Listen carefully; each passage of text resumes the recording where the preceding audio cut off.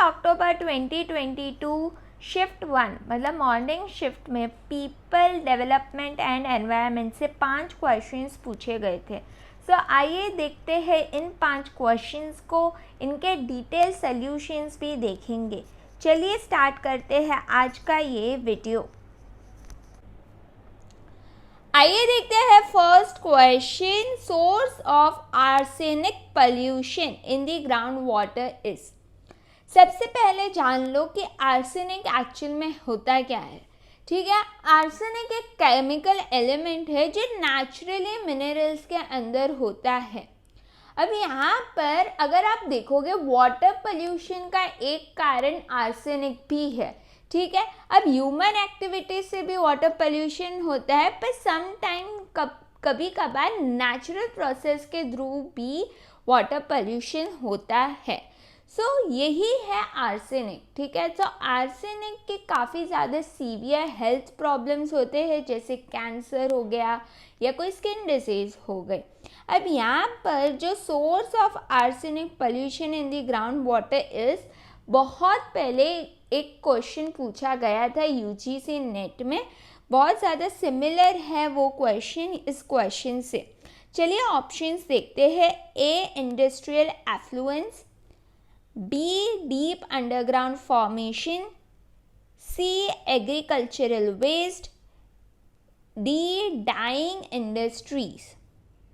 ठीक है, अब यहाँ पर जो करेक्ट आंसर है ऑप्शन नंबर ए, इंडस्ट्रियल एफ्लुएंस। एफ्लुएंस का मतलब होता है इंडस्ट्रियल वेस्ट। ठीक है, और बी, डीप अंडरग्राउंड फॉर्मेशन। जैसे कि मैंने बोला, आर्सेनिक एक केमिकल एलिमेंट है जो नेचुरली मिनरल्स में होता है। तो कुछ ऐसे माइक्रो ऑर्गेनिजम्स के थ्रू ये जो आर्सेनिक है अंडरग्राउंड वाटर में कंटामिनेशन पैदा करता है। यहाँ पर जो करेक्ट आंसर है वो है ऑप्शन नंबर ए भी और बी भी। पहले यूजीसी नेट ने सिर्फ ए को राइट किया था, बट रिवाइज्ड आंसर की में करेक्ट आंसर दिया गया है option number A and B. ठीक है, ये करेक्ट आंसर है industrial effluents and deep underground formation. आइए नेक्स्ट क्वेश्चन काफ़ी ज़्यादा इजी है, स्टेटमेंट बेस्ड क्वेश्चन है। Given below are 2 statement. Statement 1, classical smog is formed when oxides of nitrogen combine with particulate matter, especially in summer seasons। ठीक है, statement 2, classical smog reduces atmospheric visibility to a great extent। ठीक है, ये question को देख लीजिए। अब मैं आपको इसका इतने अच्छे से एक्सप्लेनेशन देने वाली हूँ कि आने वाले समय में जब भी ये क्वेश्चन पूछेगा तभी आप कभी भी रॉन्ग नहीं होगे। ठीक है, चलिए देखते हैं इसका एक्सप्लेनेशन। आइए देखते हैं सल्यूशन। अब पहले आप ये जान लीजिए, जो स्मॉग होता है वो कॉम्बिनेशन होता है ऑफ स्मोक और फॉग का।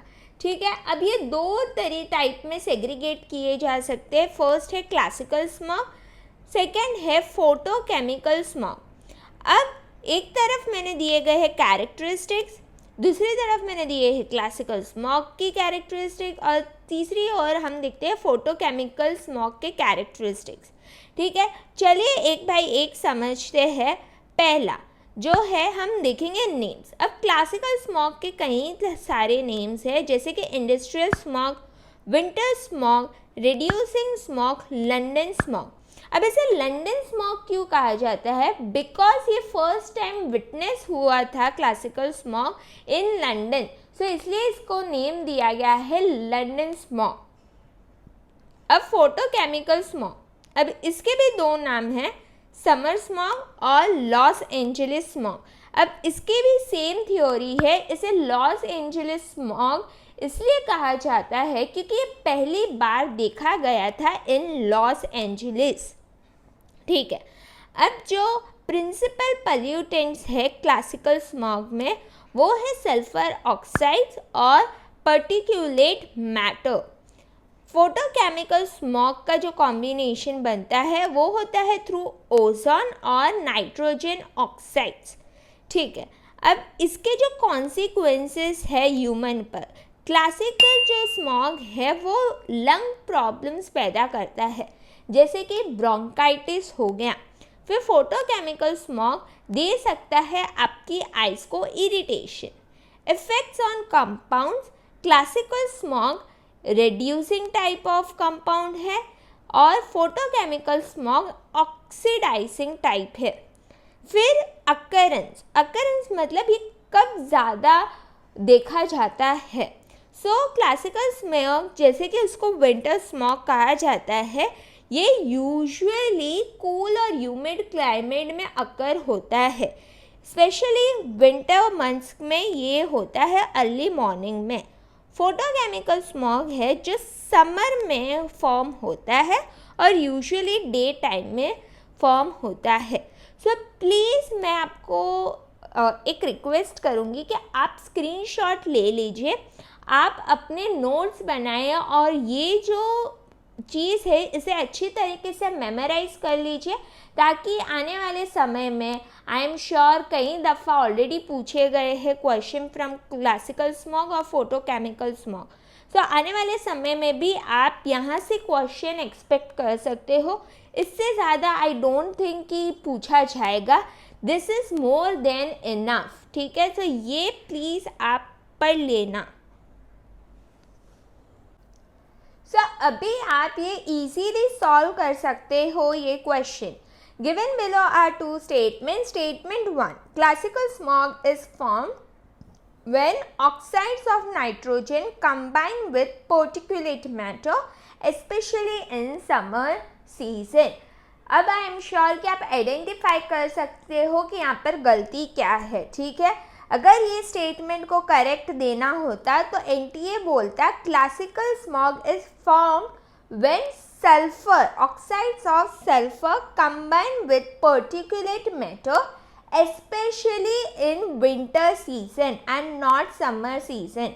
यहाँ पर नाइट्रोजन की जगह पर होना चाहिए था सल्फर या और समर सीजन की जगह पर होना चाहिए था विंटर, तभी ये स्टेटमेंट करेक्ट होता। अब सिंस ये दो चीज़ें यहाँ पर गलत है, दो एलिमेंट्स यहाँ पर गलत है, तो ये स्टेटमेंट हो जाता है गलत। ये स्टेटमेंट 1 इनएक्यूरेट है, फॉल्स है। Statement 2, classical smog reduces atmospheric visibility to a great extent। अब ये भी करेक्ट है। ठीक है, अगर आप कोई भी एक वाटर बॉडी ले लो, ठीक है, एक कोई भी सी है, अगर आप वहाँ पर जाते हो और एक स्मॉग वहाँ पर फॉर्म हुआ होता है तो वहाँ की जो विजिबिलिटी है वो रेड्यूस हो जाती है। ठीक है, तो उसे हम कहते हैं एटमॉस्फेरिक विजिबिलिटी। येस डेफिनेटली जब क्लासिकल स्मॉग या कोई भी टाइप का स्मॉग हो इन दैट मैटर तो एटमॉस्फेरिक विजिबिलिटी कम हो जाती है। येस क्लासिकल स्मॉग के लिए ये करेक्ट है। स्टेटमेंट 2 एकदम करेक्ट है। In light of the above statement choose the correct answer from the options given below. यहाँ पर करेक्ट आंसर, जैसे कि मैंने आपको बताया कि statement 1 is false but statement 2 is true. यहाँ पर करेक्ट आंसर है option number 4, statement 1 is false but statement 2 is true. आइए देखते हैं question 3। Identify the correct sequence of average noise levels in increasing order of their magnitude from different sources. ठीक है, अब अगर आप ऑप्शंस को रीड करते हो, पहले मैं रीड कर लेती हूँ। A city street corner, B conversational speech, C highway, D aircraft noise during take off, E typical office. ठीक है, अब यहाँ पर इंक्रीजिंग ऑर्डर पूछा गया है, पहले जो है वो है टिपिकल ऑफिस, ऑप्शन नंबर ई। यूजुअली एक ऑफिस में जो अराउंड 30 डेसिबल टू 40 डेसिबल तक बातचीत होती है, उतना नॉइस वो प्रोड्यूस करता है। अगर कभी कभार बहुत ज़्यादा एसी की आवाज़ आए, अगर उसे हम इंक्लूड कर ले तो 50 डेसिबल तक मैक्सिमम जा सकता है। ठीक है, सो एक टिपिकल ऑफिस में ये सिनेरियो है। फिर आता है option number B, conversational speech. अब यहाँ पे अराउंड 60 डेसिबल तक नॉइज होता है। फिर ए, सिटी स्ट्रीट कॉर्नर। अब यहाँ पर भी अच्छा, जितने भी नंबर मैं दे रही हूँ वो अराउंड है, ठीक है। अलग अलग वेबसाइट पे अलग अलग नंबर्स आपको मिलेंगे, बट मैं आपको एक राउंड फिगर दे रही हूँ। सो नेक्स्ट है city street corner, around 70 decibel. फिर आएगा highway, it is around 70 to 80 decibel. So ये हाईवे में है अराउंड 70 to 80 डेसिबल। फिर D, aircraft noise during take off. ये तो कोई भी स्टूडेंट आराम से बता सकता था कि लास्ट जो होता वो डी होता, क्योंकि यहाँ पर जो डेसिबल है एक्सीड करता है यूजुअली 140 डेसिबल से भी ज़्यादा।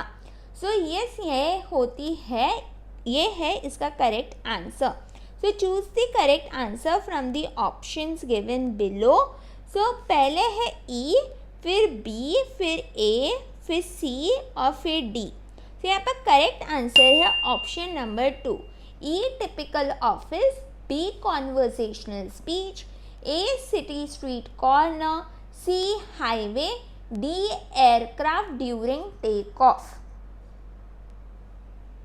Now let's discuss the fourth question. Question 4 says, what is the correct order of global warming potential GWP of following atmospheric chemical species?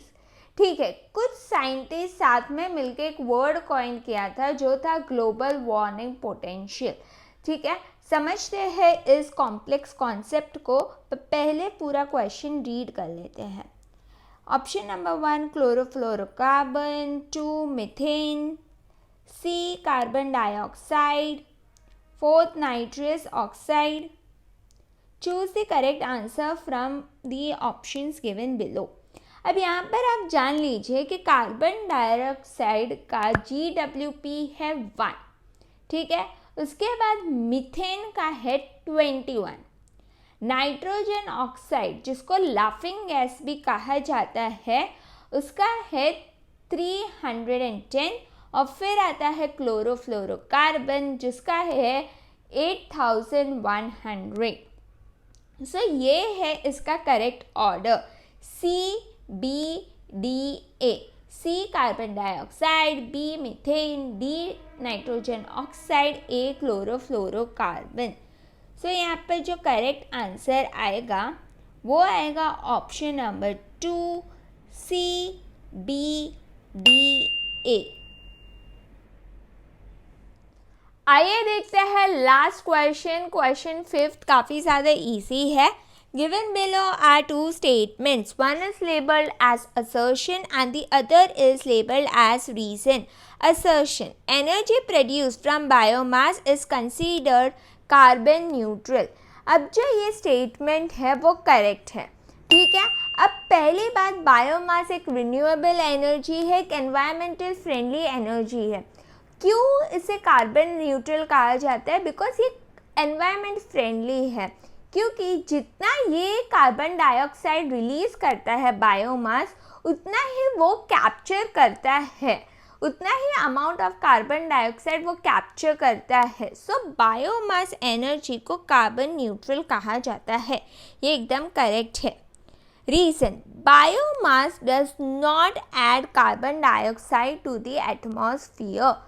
अब ये बात गलत है, क्योंकि बायोमास को जब बर्न किया जाता है तो वो रिलीज करता है कार्बन डाइऑक्साइड, जो कि एक ग्रीन हाउस गैस है। सो ये जो रीज़न है वो गलत है, वो स्टेटमेंट गलत है, वो इनएक्यूरेट है। So in the light of the above statement choose the correct answer from the options given below. अब यहाँ पर जैसे कि मैंने आपको समझाया, यहाँ पर जो करेक्ट आंसर आएगा वो आएगा option number C, assertion is correct but reason is not correct. So यहाँ पर करेक्ट आंसर है ऑप्शन नंबर 3। उम्मीद करती हूँ कि आपको आज का सेशन पसंद आया होगा। तो पसंद आया है तो प्लीज़ लाइक, शेयर और सब्सक्राइब कर दीजिए। आप मुझे इंस्टाग्राम और फेसबुक पे भी फॉलो कर सकते हो, लिंक दिया हुआ है आपके सामने। So yes, thanks for watching.